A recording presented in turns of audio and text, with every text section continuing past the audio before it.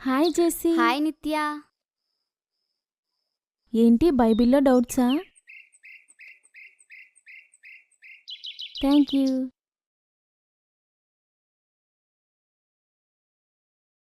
ఎవరిచ్చారు? శ్రీను, అదే మన చర్చికి కొత్తగా వస్తున్నాడు, మా అన్నయ్య ఫ్రెండ్. అది కాదే. తీసుకో.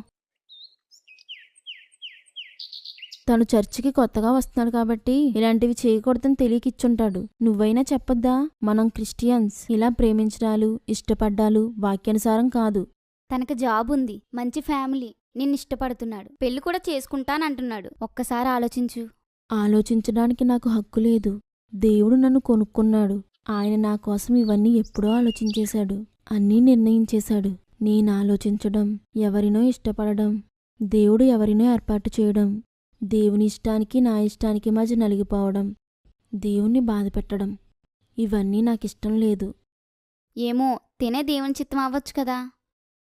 కాదు, నాకు దర్శనాలున్నాయి. నువ్వు నా విషయంలో ఏమైనా చెయ్యాలనుకుంటే దేవుని చిత్తం నా జీవితంలో జరిగేలా ప్రార్థించు. అంతేకాని ఇలాంటి పనులు ఎవరి విషయంలోనూ చెయ్యకు.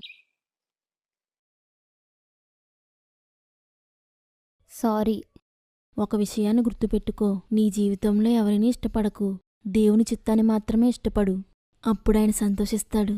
ఆ సంతోషాన్ని నీకిస్తాడు.